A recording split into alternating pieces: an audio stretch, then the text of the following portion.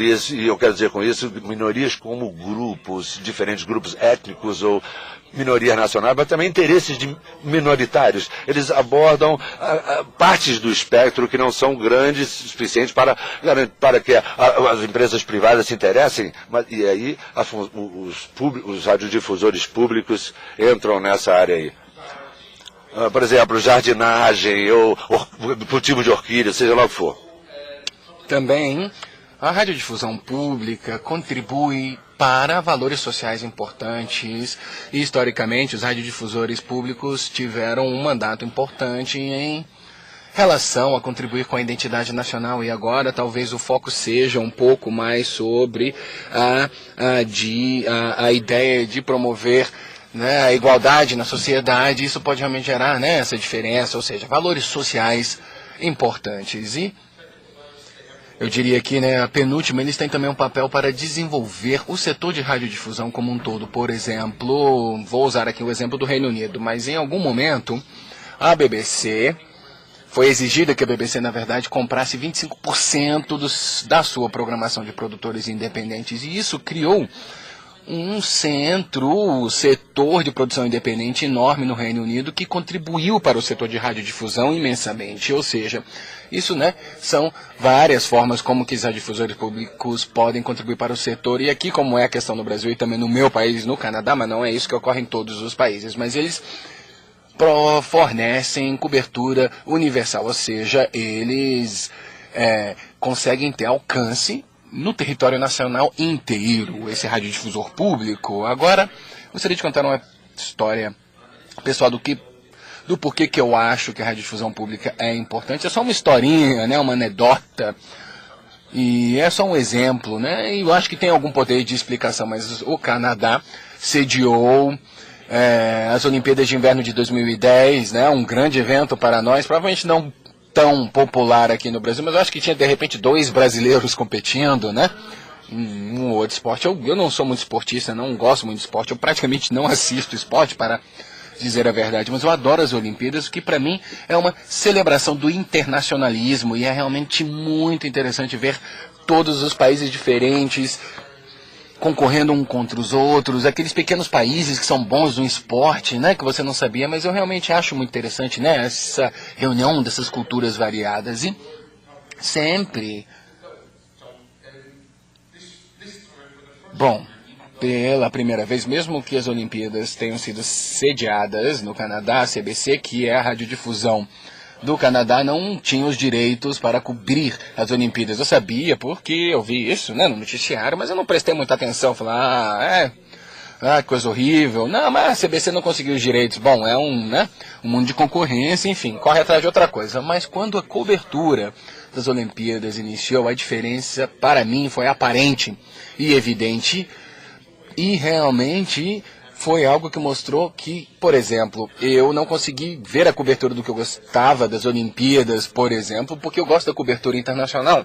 Eu não estava muito preocupado se a CBC ia ou não cobrir as Olimpíadas, mas quando a cobertura começou, a quantidade de programação da cobertura de outros países, por exemplo, era muito reduzida, que era o que eu gostava. Em segundo, a qualidade era muito inferior, né? Você tinha um pedacinho, né, falando rapidamente sobre um país sem uma pesquisa profunda realmente, para mim, pelo menos até onde eu sei. Tinha também alguns erros verdadeiros que foram feitos sobre as informações desse país. Então, para mim, as Olimpíadas terminou não sendo aquela celebração de internacionalismo. Bom, continuou a ser, mas para mim não foi tão bom, porque as informações não estavam tão boas. E isso para mim simboliza realmente o que é a radiodifusão pública, porque pega algo assim e acrescenta um elemento de qualidade, de educação, um elemento nacional, tudo que é feito de uma forma que as pessoas desfrutem deste produto. Eu agora vou concentrar em 3 atributos chaves dessa radiodifusão pública. Então você pode ver isso como, né, uma habilidade na radiodifusão pública, ou também pode ser visto como um desafio para a regulação. Um desafio regulatório, primeiramente, nós temos a independência. Voltando, mais uma vez, a uma das questões que eu já levantei. O segundo é a accountability, né, que é aquela responsabilização. E isso tem a ver com o mandato, que para mim também é um outro ponto-chave de diversidade. O terceiro, obviamente, é o financiamento. Então, a independência, eu acho que é óbvio o porquê que os radiodifusores públicos precisam ser autônomos, né, independentes do governo, porque senão o governo controla essa empresa, por exemplo, eles vão simplesmente relatar informações de interesse público, vão simplesmente trabalhar em o que o governo quer que eles trabalhem. Uma outra anedota sobre isso é que o lançamento global deste livro foi em Genebra, em maio, e o dia anterior a isso eu estava viajando do Zimbábue para Genebra, e foi o dia que o Strauss-Kahn foi preso, e eu estava no táxi, e o taxista estava falando sobre esse incidente, como provavelmente, né, o resto do mundo estava, e fala, meio que, né, deu uma gargalhada para mim, né, falou, não, eu não assisto a NBC só tem notícia, não tem notícia, só propaganda, por exemplo. E o Zimbábue é um daqueles poucos países onde o radiodifusor público ainda tem um monopólio dessa radiodifusão, que cria ainda o maior problema, por exemplo. Então, quando analisamos como que podemos atingir a independência na prática, o mecanismo-chave para garantir a independência é estabelecer uma agência, um órgão de direção que vai relatar para a estrutura de accountability, de responsabilização, que deveria essa estrutura também ser dirigida pelo parlamento e não por um ministro, mas porque, por exemplo, de repente um parlamento termina tendo multipartidos, portanto defende melhor o interesse público. E parte da estrutura independente também temos uma camada que nós costumamos chamar de independência editorial, no entanto esse termo é usado de formas diferentes. Então você tem uma camada de proteção,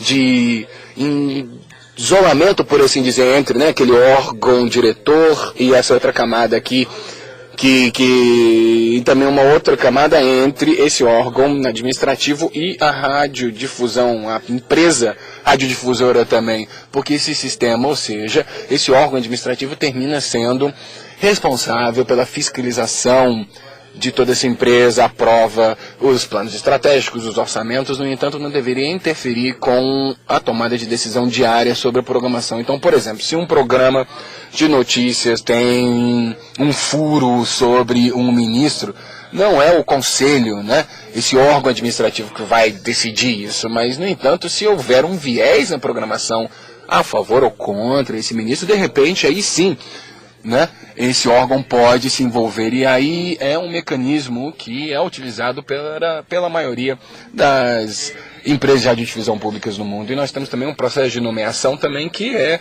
uma outra forma-chave para assegurar que esse órgão administrativo, esse conselho, perdão, em vez de órgão, mas esse conselho administrativo, na verdade, é independente, e o maior número de atores sociais que estejam envolvidos no processo de nomeação dos membros desse conselho, melhor. Ao invés de ser um presidente ou um ministro que nomeia essas pessoas, não, precisamos envolver o maior número de atores possíveis. E há formas diferentes de fazer isso. Na África do Sul, por exemplo, o presidente, ele nomeia, mas com base em conselhos da Assembleia Nacional, e a lei faz com que o processo tenha que ser participatório e transparente, e parte dessa exigência há modalidades por meio das quais a sociedade civil pode se envolver e, obviamente, dar opiniões sobre a nomeação para esse conselho administrativo. Na Tailândia temos um modelo um pouco diferente, que é um país bastante interessante, eu diria, pois na Tailândia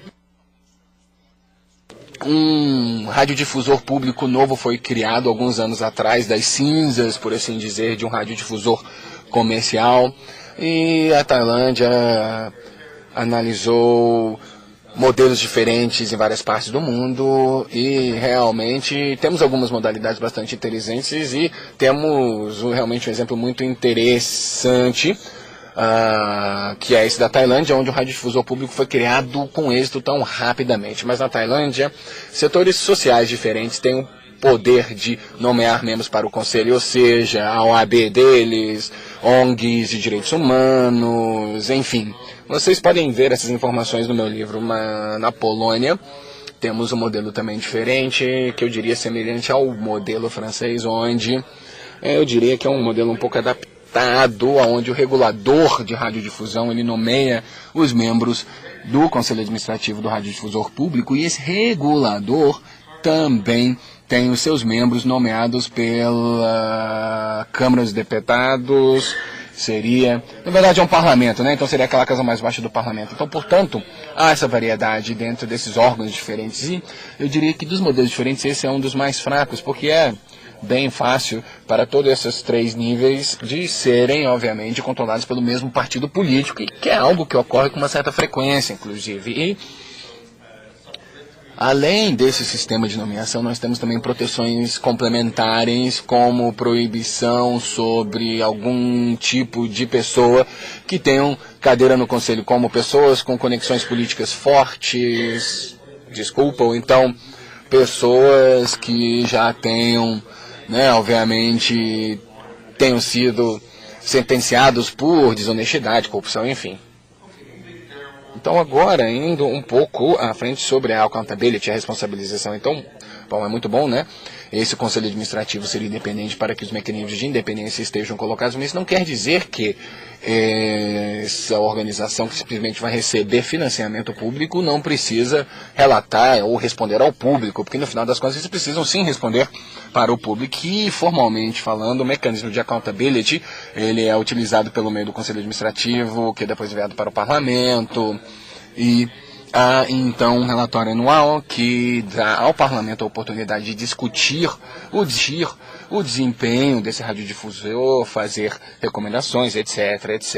E com isso você exerce um certo controle público sobre isso. E a accountability, a responsabilização, precisa ser medida com algum indicador. Você não pode simplesmente falar para o radiodifusor público, vai lá, faz umas coisas legais aí, né? Não, então na maior parte das leis temos clara, uma definição muito clara sobre o mandato do radiodifusor. Em outras palavras, o que nós, o público, recomendamos que eles façam, bom, é aquela coisa, né? Bom, estamos criando vocês, nós, o público, estamos passando esse financiamento para vocês, portanto queremos que vocês façam isso, isso e aquilo. Em muitos países, a gente vê que há um mandato mais abrangente que é estabelecido, e aí o Conselho Administrativo tem a responsabilidade de desenvolver, na verdade, um mandato mais detalhado. Frequentemente, o radiodifusor público muitas vezes está sujeito à regulação pelo regulador de radiodifusão geral. Então, um código de conduta será desenvolvido, elaborado para esses radiodifusores, e também esses radiodifusores públicos também estarão sujeitos a essas regras. Em muitos casos, os radiodifusores públicos vão além disso porque isso é uma exigência, porque eles acham que isso é uma boa ideia, mas eles estabelecem o seu sistema de reclamações. Então eles, na verdade, terminam lidando primeiramente com essas reclamações internamente antes de tentar falar com o regulador. E em muitos países, além do Conselho Administrativo, que é a parte responsabilidade, eles também, né, são aconselhados de estabelecerem comitês de assessoria, onde eles podem consultar com o público para que eles possam então fornecer feedback para o radiodifusor, para saber se eles estão ou não atingindo as expectativas do público. E em muitos países isso realmente seria uma boa ideia para o Brasil, e para muitos países esses comitês de assessoria são muito importantes. E, bom, finalmente, muitos radiodifusores, eles empregam outras pessoas porque eles precisam. Eles têm esses mecanismos de accountability, eles simplesmente perguntam para os públicos diretamente. No passado, isso poderia ser pesquisas de plateia, né, do público, da audiência. Hoje, eles têm novas tecnologias para poderem ter essas discussões interativas, por exemplo. E, finalmente, agora chegando para a parte mais importante, né, que é o financiamento. Por meio do mandato e devido a todas as razões que eu exemplifiquei aqui do porquê a radiodifusão pública é importante, estamos pedindo para os radiodifusores públicos para irem além do que radiodifusores públicos fazem. Essa que é a ideia, dos radiodifusores comerciais, né? Então você precisa ir além, porque se os radiodifusores comerciais fazem isso, por que nós vamos gastar, né, nós, o público, para que vocês façam esse tipo de trabalho? E, portanto, precisamos alocar recursos adequados para o radiodifusor público para que ele possa realmente atingir essas metas, porque senão, como é que nós podemos cobrar deles? Precisamos de programação de minoria, de qualidade.